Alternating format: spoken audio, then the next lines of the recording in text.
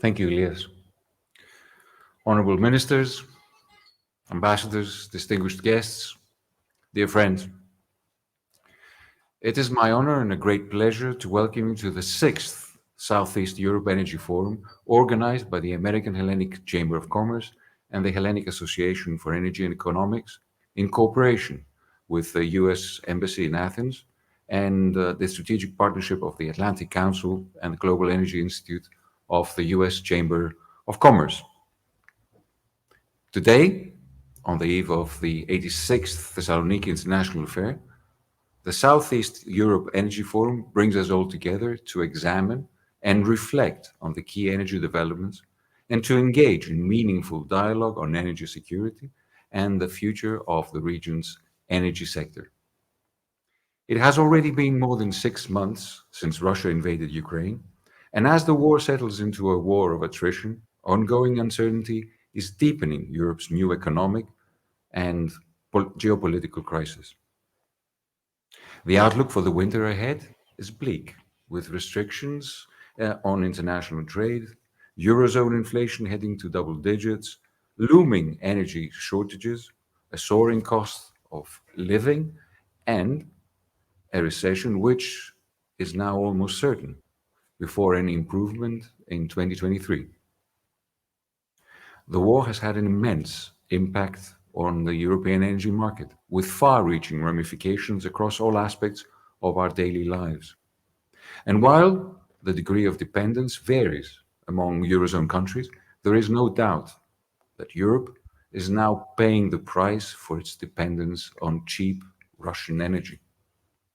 Let's not forget that Russian oil and gas account for 11 and 17% of global production, respectively, and Russia supplied about 40% of Europe's natural gas before the war. That Europe seems to have been caught off guard without an immediate plan B, despite long-standing warnings, especially from the US, about the need to diversify energy sources, and despite ongoing efforts in recent years to turn to renewables, compounds questions about the future direction of the bloc's energy sector. Alas,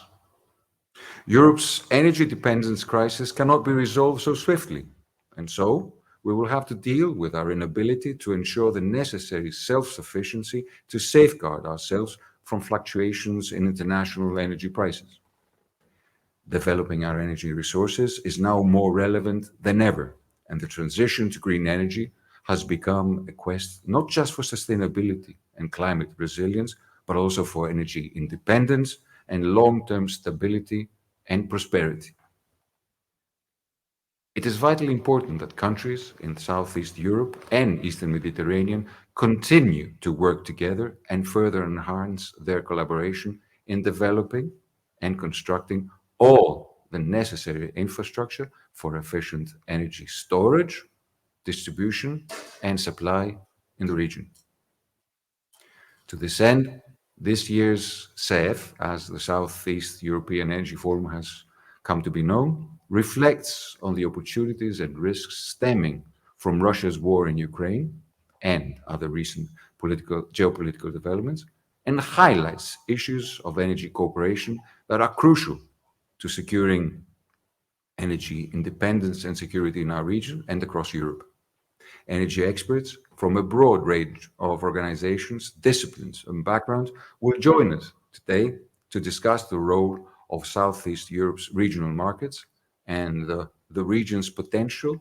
in infrastructure projects that contribute to Europe's energy independence, such as IGB, LNG terminals, and FSRUs,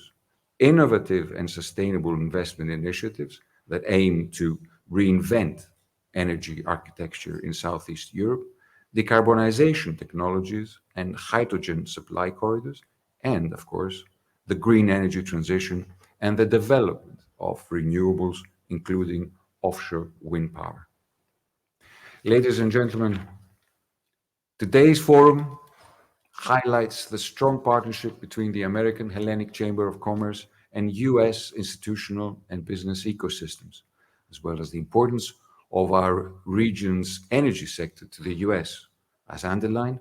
by the roundtable between the US ambassadors to Greece, Albania, Bulgaria, North Macedonia, and Serbia, which we are thrilled to host here today. I look forward to a day of fruitful dialogue that will help move us into the future, and would like to thank everyone who contributed to making the 6th Southeast Europe Energy Forum possible. Thank you so much. And now, I would like to call to the podium Mr. Kostas Andriopoulos.